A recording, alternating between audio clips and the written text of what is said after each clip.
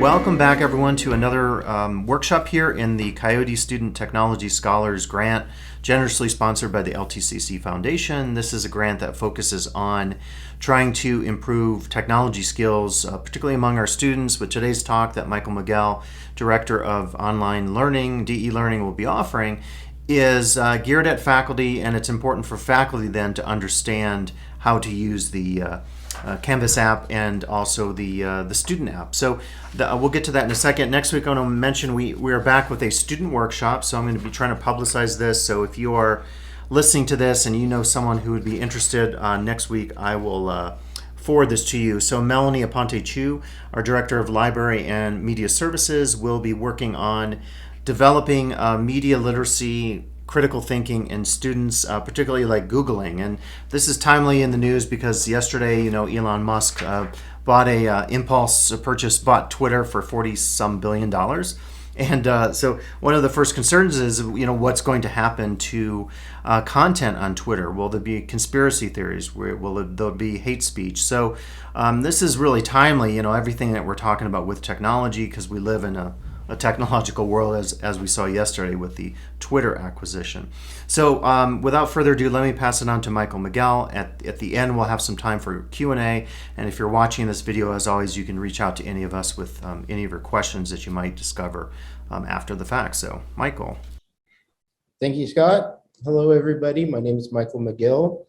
I am the Director of Online Learning here at Lake Tahoe Community College. And today I really want to go over things associated with both the Canvas teacher and the Canvas student app. I'm not sure, there's a lot of people that don't know that we actually have an app that's available for Android and iOS. Basically, you just go to where, depending on which one you have, wherever you download your apps, you type in Instructure, INSTRUCTURE, and the Canvas teacher and the Canvas student app. Also, Canvas parent app, if you're a parent and your children may, at their school use the Canvas LMS system, you can also download a parent app, but we will not talking about that one today. I'll go ahead and share my screen, and we will talk about the making the most out of Canvas apps. All right. So I'd like to begin with this quote. This quote actually really changed my direction of my career. I started out as a faculty member in psychology. And when I read this, I was actually transitioning to, was supposed to be a short-term instructional design position at California State University, Fresno, but it turned into being kind of a full-time thing. And I found this quote, and it really meant a lot to me, and it's really influenced my teaching and my course design and the way I help faculty when they come to me for course design. So this quote's by Richard Riley, and basically we're currently preparing students for jobs that don't yet exist, using technologies that haven't yet been invented in order to solve problems we don't even know are problems yet.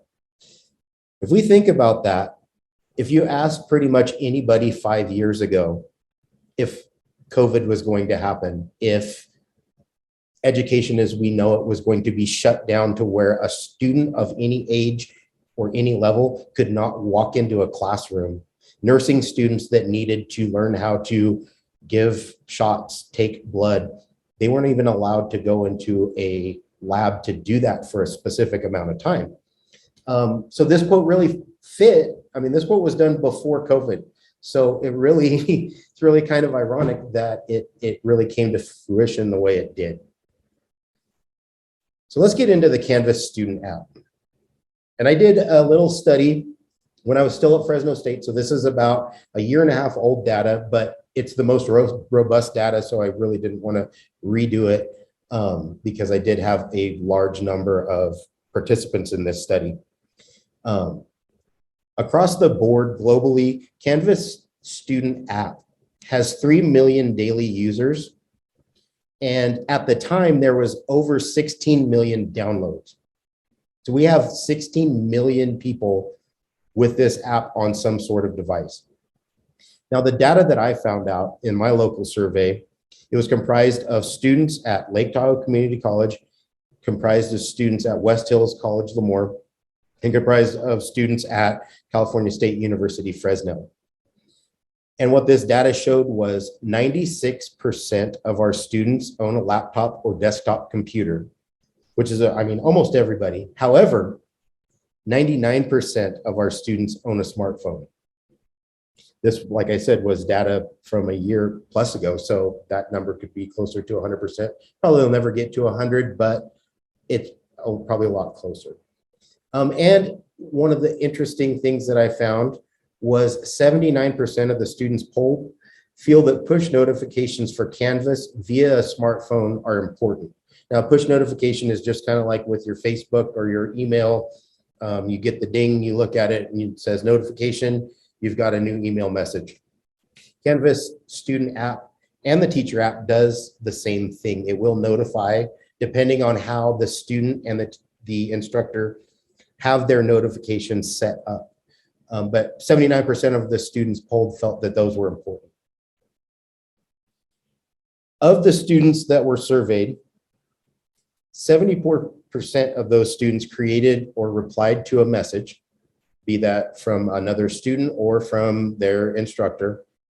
73% submitted an assignment. 63% participated in a discussion board. And 51% took a quiz. So out of the students polled, half of the students had actually taken a quiz from the student app itself. Now, one of the reasons for this, I kind of was like, well, wait a minute, let's think about this. That many students are really taking a quiz from their phone. The thing is that with a tablet, they run on the same operating system that the phones run on. Yes, you can access it from the web browser, but with a tablet, you can load the student app onto the tablet, click on that, and it directly takes them into Canvas. So a lot of students may, tablets are traditionally a little bit cheaper than a full-blown computer. So maybe our students that are, in a little bit lower socioeconomic situation, maybe that's what they can afford. So that's what they're using. The biggest discovery that I found, though, was 35% of the students surveyed use the Canvas student app several times a week. And out of those 35%, almost half of the students that use it several times a week log into that application several times a day. So that's a big number of, we're talking at least, right around a quarter. I'm not a math instructor, but right around a quarter of the students, a little bit less than a quarter of students are logging in several times a day through the application, not just their computer. So one of the things, I started thinking about this stuff, like really critically thinking about it. And I started asking students after I did this survey, well, let's get a little bit deeper into this. Some of the students that I polled that I could actually still talk to, they were like, when I'm at the gym on the treadmill, I just, instead of maybe listening to music or something like that, I put on my instructor's recorded lecture and I just listen to it, the audio from it. Some of them were like, I take the bus to school. So one of the things that I do in that amount of time is I like to do my initial discussion posts, or maybe I like to do my discussion post responses via my mobile device through the student app. And it's just one less thing that I have to worry about later. I have downtime anyway while I'm riding the bus. So I just do it that way. So it kind of started to make more sense why this app was so important. Which brings us to design. The one caveat that really made me want to build this presentation out is your Canvas course on a web browser from a computer does not look exactly the same as your Canvas course from the mobile app.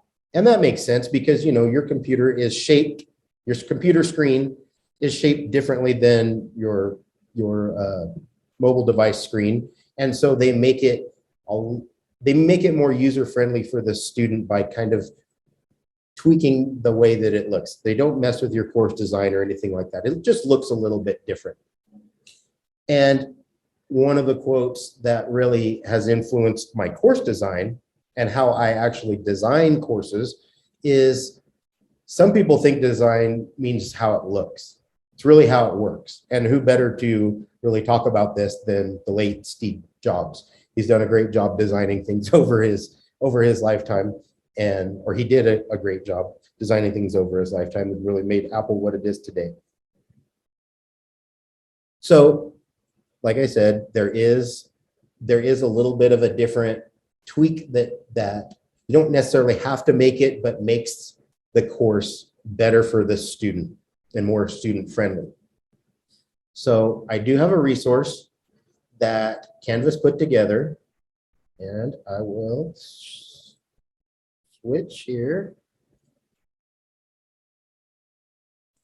Okay, so this is actually a course evaluation checklist that has mobile app design considerations built into it. This is a great resource.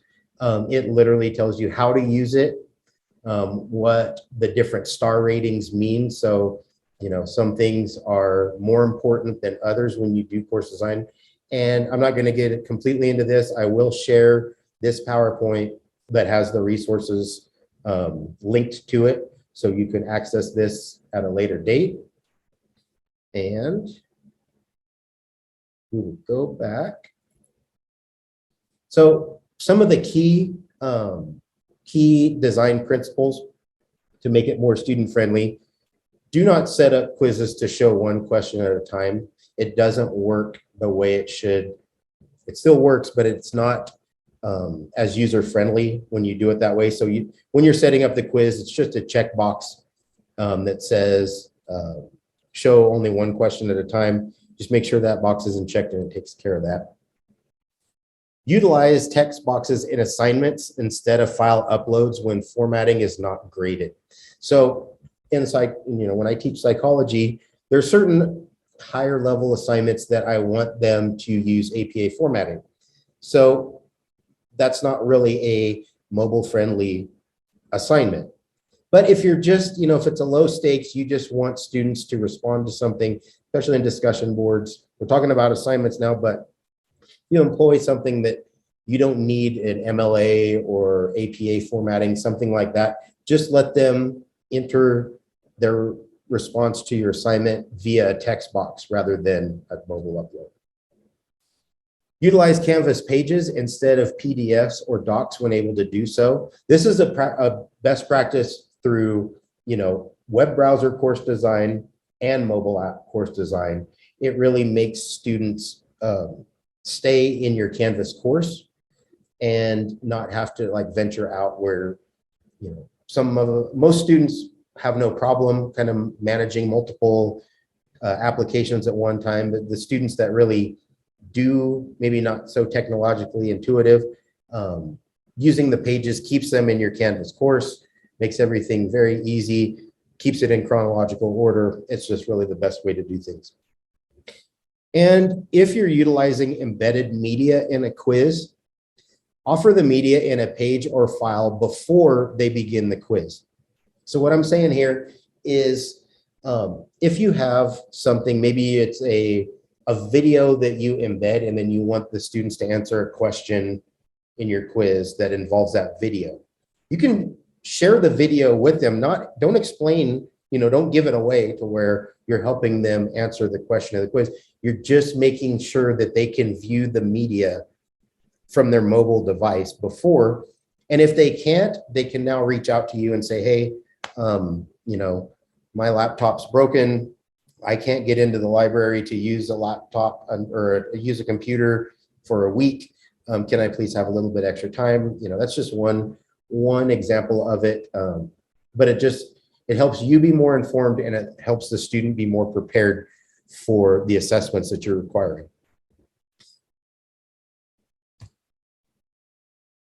Another big design principle, which transcends the mobile design and goes into just overall course design, is chunking your content.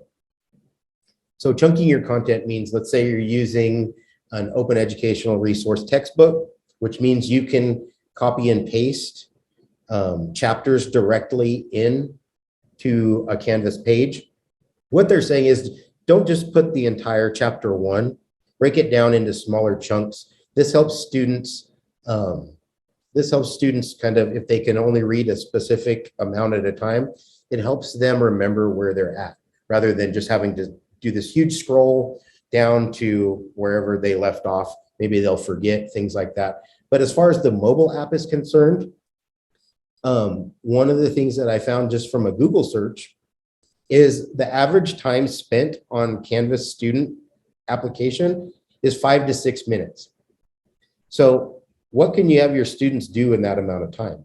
There's a multiple amounts of times in a day where we have 5 to 6 minutes to kill. What can you have them do in your course in that 5 to 6 minutes? And now part of the thing that, I didn't really think of at first, but let's say, we've got Scott and Justin in the room. Let's say my course, it's set up to where they can do all this stuff. Scott's and Justin's might not be. The student's going to spend more, we'll call it seat time, but more time in my classroom, in my virtual classroom. They'll spend more time in mine than theirs, which obviously that's not the way we want it. But eventually, when the word gets out, now Scott and Justin are both doing it. Now the students have not only time when they're sitting in front of their laptop or their desktop computer, but when they're just have downtime. Like I was mentioning, the whole gym, being on the treadmill at the gym, waiting in line for a doctor's appointment, we're in the waiting room for a doctor's appointment, things like that. And the other consideration that is very important, because we are creatures of habit, and if students start to habitually use the mobile app over their desktop or their laptop computer, to inform them, or maybe just put in the title of a page or content or an assignment when things aren't mobile friendly. So they know, okay, I've got to schedule some time to actually be in front of my computer rather than, being out on the chairlift of Heavenly, going up to the top of the mountain. So we also have a link to student app features. And this is another Canvas put together little chart to use that is very, very, very helpful when you're designing your course. It will show everything that you can do on the web application, which is pretty much everything. Then it also shows what can be done via iOS, which is a Apple iPhone or a tablet. And it shows what can be done from an Android phone or tablet. So you can go through right ahead of time and see, let's see here. I can't view peer reviews via either the Apple or the Android applications, but I can view it via the web. So this is something, if you as an instructor require view peer reviews, the students know they can't complete that part of your course from this. So this is something you can use when designing your course, and this is also something that you can share out with your students so they know what's going on. You labeled this assignments, you can't do this from the mobile app. The students have this. It's just 2 ways to make sure that the students know what's going on in your course. All right. So that was the student app. I know that Justin and Scott are the only ones in the room, and if they have any questions, I'll try my best to answer them at this time. No, I think I would just say, the one thing I've, and you highlighted it there, that I found out using this, and I've said to Michael that I've used it on the train in Germany. I've used the app to read discussion posts. Is just, I think it's great for viewing stuff and checking in on your students. I would never say it's for design. Like you're never going to be able to set your class up using the app. Is that what you've discovered? Yeah, that's correct. And when I talk about the design, it's just when you design your course in the web browser, right? that you take these considerations in mind. So Oh when yeah. a student does work from their mobile app, that it's more user friendly. Mhm. Doesn't change anything in the web browser, doesn't make it any harder. It's not like it's a give or take. It's just, step one of good course design is following universal design for learning principles. It's like that. Step two of good course design is taking these mobile app considerations into account when designing that course so the students can participate in the course, the best way possible. Right. I'll read, this is Justin's question or comment. That was very helpful. The last PDF of what you can and cannot do on mobile devices is great. A while back, I was trying to update my landing page through the app and I could not do it. I used the laptop. I agree. I designed my courses on my laptop. So, yeah, I think there's agreement there that if you want full-fledged, always start with the web version. The app is not going to give you everything that is on the web. So, really good point there, Justin. Yeah. And another thing that I found out indirectly after I did that survey was during COVID, especially in community colleges, because a lot of times community college students have multiple people in the home, all utilizing the internet at the same time. And during Right. COVID, we learned you might have 3 elementary students that are all trying to do their Zoom. And when you're trying, when I was at Fresno State, one of the big issues was when you set up a quiz a certain way, if a student's internet would time out, it would kick them out of the quiz. And then the faculty member would have to reopen the quiz for the student because of this. So one of the long story short is a lot of students would use the mobile app if they were taking a multiple choice quiz, because if the Wi-Fi is too full, they can go to their data from their phone and nobody else is using that. So that was just kind of a bonus thing that we found out from COVID. And one thing to add as well, I was going to say, what I've done sometimes either in my face-to-face classes or certainly in the DE classes is at the beginning, either through a video or if it's face-to-face, a short lecture, is introduce them to the app. Tell them, okay, here's a link you can go to right now to download it if you don't have it. And then tell them what it does, and then maybe check in a little bit. And you could do it like you've done some surveys. You could set up a survey in Canvas and say, will you be using the app this quarter? Maybe that could be your only question, but just to get some feedback, and then okay, I need to go back, like take Michael's chart, go back to your design and see what are your quizzes like. Do you have a lot of stuff in there that's not going to show up on the mobile app? And the best way to figure that out is, and we're going to get to the faculty, but download both of these and then just kind of problem solve and go through your app and see what it looks like. So I think, if we're going to use in our classes, let's really interface with our students and tell them about it and make sure that they know it exists, and get a sense of how many are using that, so maybe we can go back and check our class out using your chart or other resources. Yeah. Absolutely. All right. Well, let's move on to the Canvas Teacher app. So the primary features of the Canvas Teacher app for instructors are communicating, grading, and updating within the course.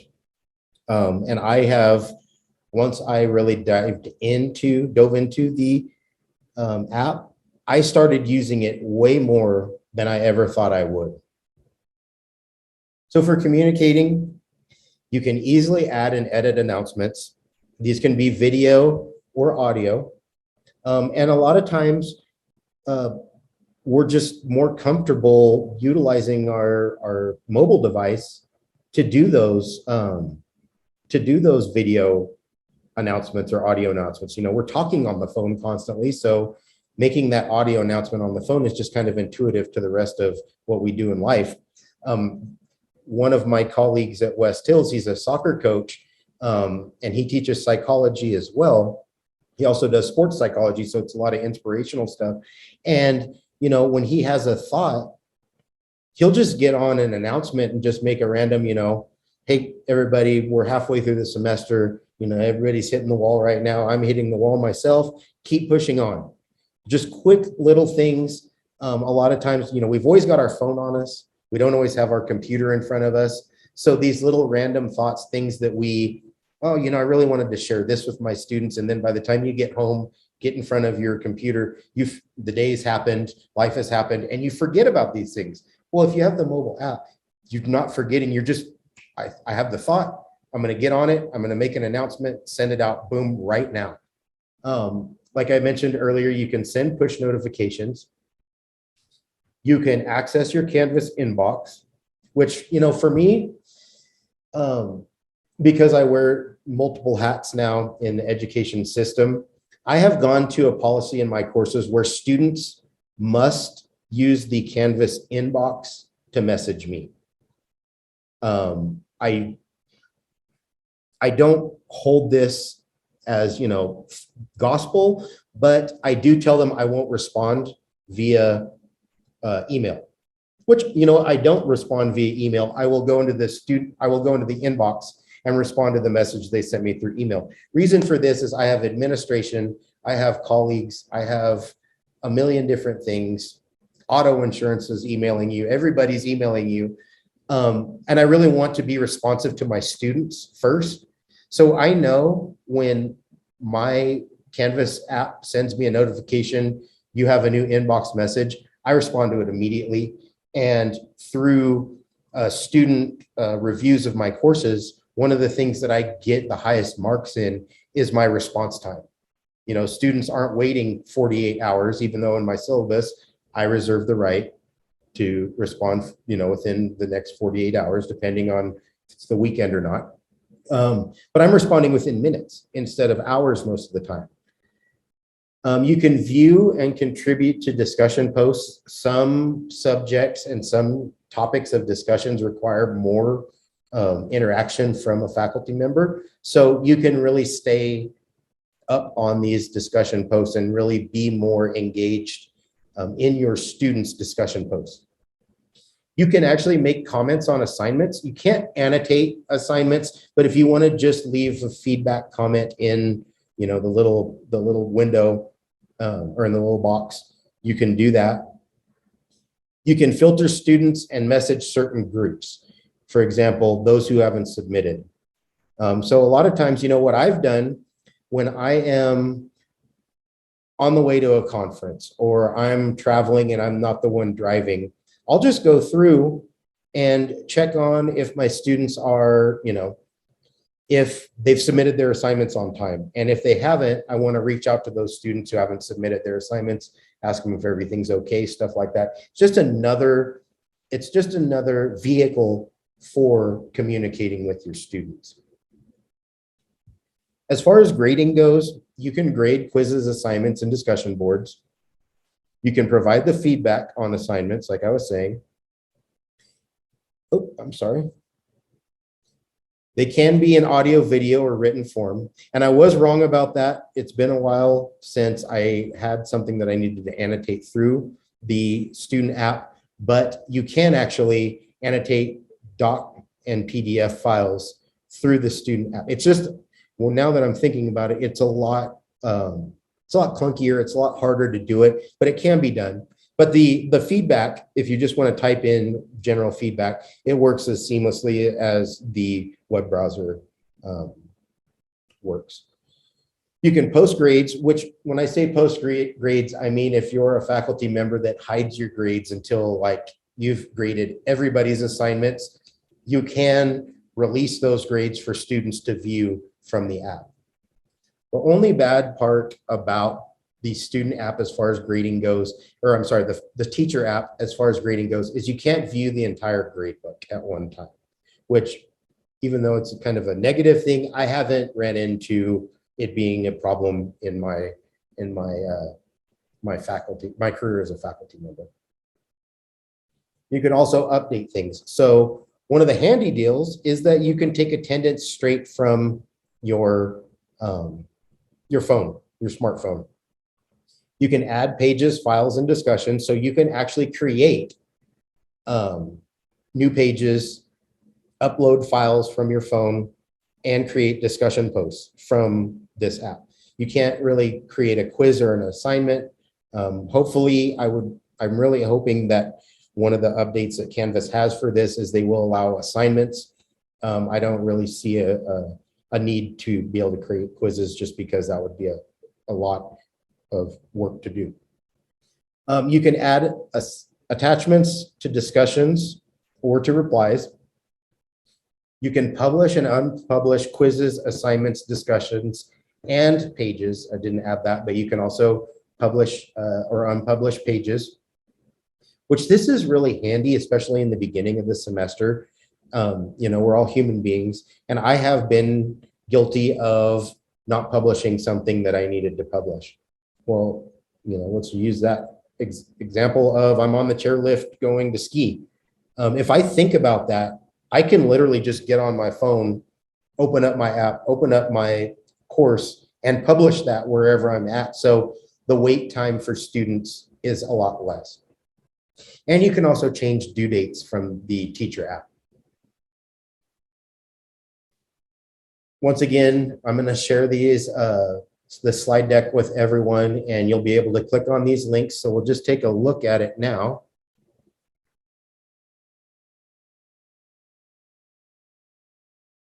Just like the student feature checklist, it also shows the teacher checklist and what you're able to do via the web, via your Apple phone, or via your Android smartphone. And, there's not a whole lot you cannot do, as far as calendar stuff, collaborations and conferences, you really can't do anything from the app. But other than that, it's pretty comprehensive of stuff that you would use every day in a course. Canvas has really done a great job of making sure that you can do things via your smartphone or your tablet, just like you can do via the web. So once again, you can take a look at this at your own leisure. And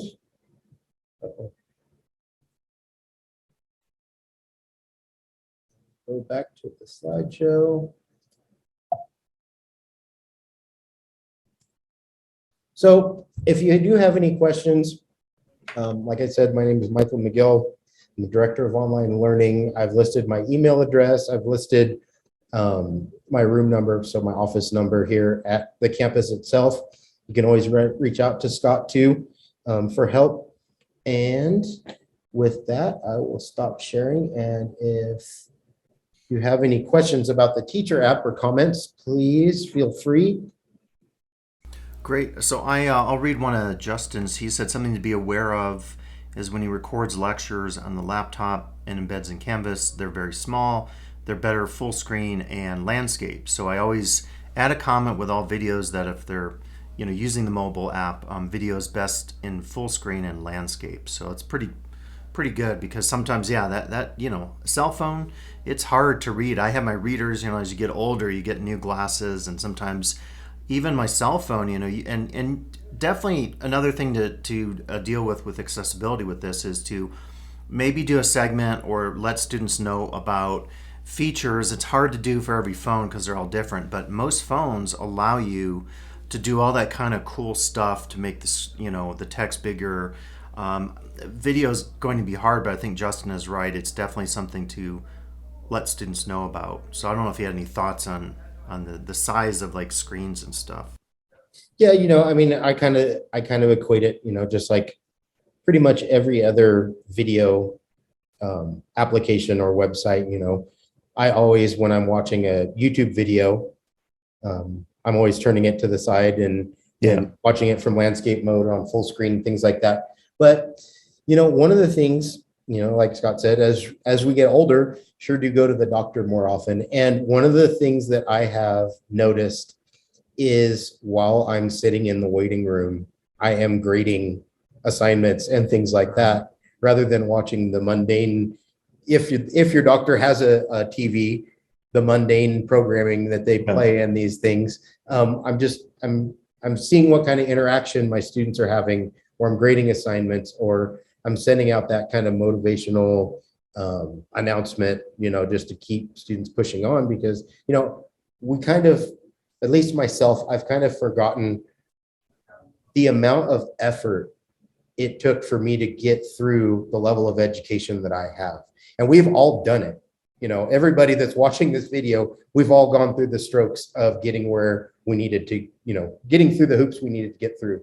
And sometimes our students do need that little push. So it's nice to just be able to kind of pop in and, hey, everybody, I appreciate, those of you that are sticking up, staying with the course, staying on top of things. I applaud you.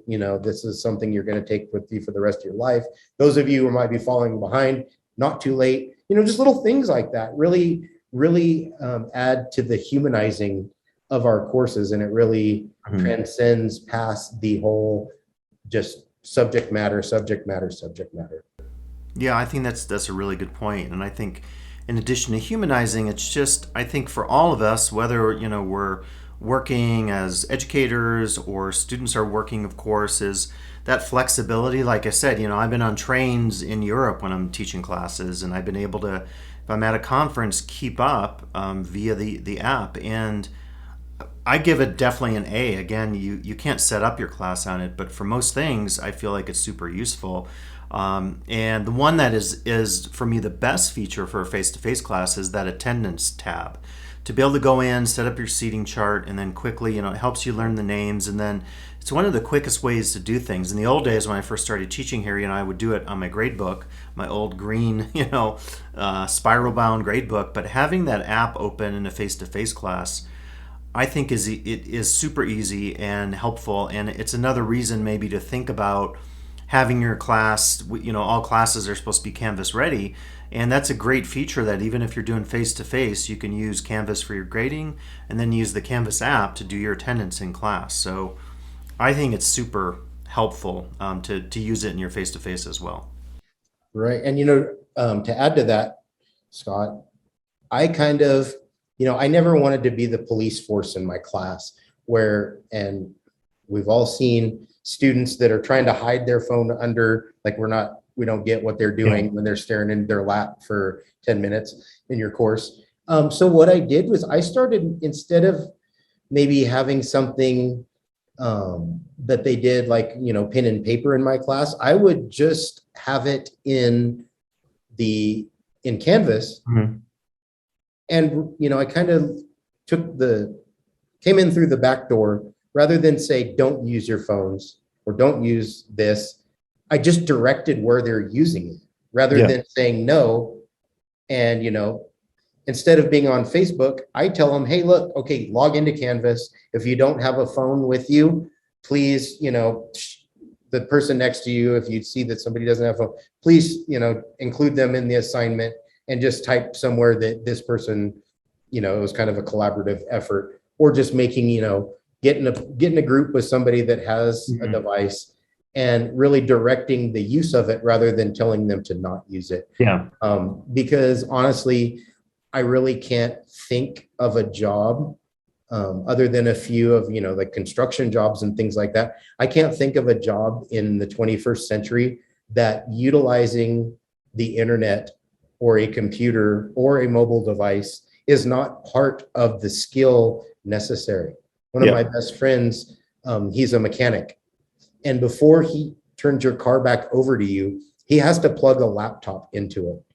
And so even even somebody that turns wrenches for a living, they still have to be proficient on a computer now in this day and age. So really including that in your course is something that it's not just your subject matter. It's a career skill that you're teaching. That's great. And Justin said, I agree. In my in-person classes, I allow electronic devices and manage it by directing as well, asking them to pull up readings and so forth on their devices, or asking them to pull something up on the LMS. So what I like about what both of you are suggesting is you could then turn that into a teachable moment and say, get your Canvas app out. We're going to go through it now. And you actually kind of, maybe on the first day of class, you go through it, show them how to download it. Again, if someone doesn't have a phone, then we can work with the library because they do have some devices available. We'd have to see exactly what's available. If it's a Chromebook, then maybe, is that going to be the Android? I think it would be the Android store, right, on a Chromebook?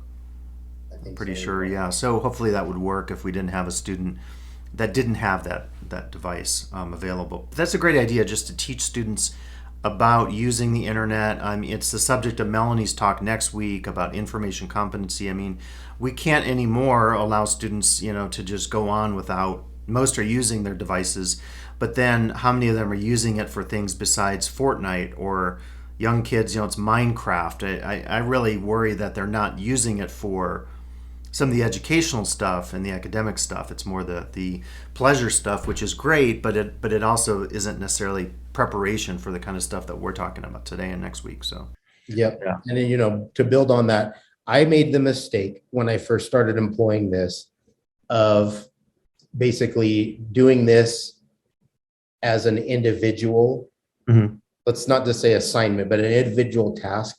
And I made that mistake, and I marginalized some of my students the first time I employed this, that maybe could not afford a computer or a smartphone, and they actually were going to the library to do any kind of assignments or stuff that they had to do online. So it's very, very important, if you are going to do this, to make it kind of unless you find out that everybody in your course, which you can do kind of a survey in the beginning, if everybody in your course has something, you're not worrying about it. Obviously we have Wi-Fi on campus, so that can really mitigate that. But one student not having a device is worse actually than 5, because at least the 5 have a group that all don't have the device. If you're the only student that doesn't have a device in your course and you're being asked, you really don't want to come back. So it's really important to make that a kind of a group collaborative deal. And good point. Justin's saying that students have responsibility for their learning. I put in the syllabus and reiterated on the first day, electronic devices must be used for class content only.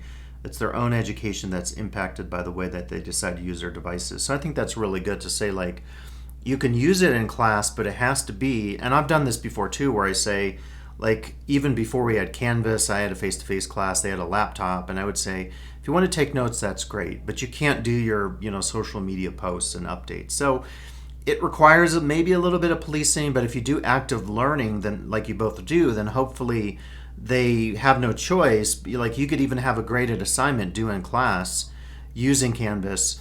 Like you said, we need to check in and say, if someone doesn't have that device, maybe they could come up to the front of the room and use your computer or something. But I like this idea of responsibility, the students taking charge, and then you clarifying your policies about using Canvas or any electronic devices inside your face-to-face class. Yeah. Absolutely. Yeah, really good points there. Well, great. I think this was a really effective workshop, and maybe just more opportunities to think about the concept behind some of the uses of this technology. Again, let your students know about both of these Canvas apps. If you have questions, you can reach out to Michael, connect with any of us, and like you indicated, there's a ton of great resources out there, tutorials and templates that show you all the features and everything. So just a great opportunity to up our game and to do more here using the apps that are available for us and also our students. So great. Thank you, Michael. Not a problem. Thank you. Yeah. And Justin, thanks for all your great comments. I've been, Anna, we've been taking those and reading them out in the video. So again, if you're watching this, reach out for any of the links. I'll try to include any of those here on the bottom of the YouTube description. And if you have questions, you can always reach out. So.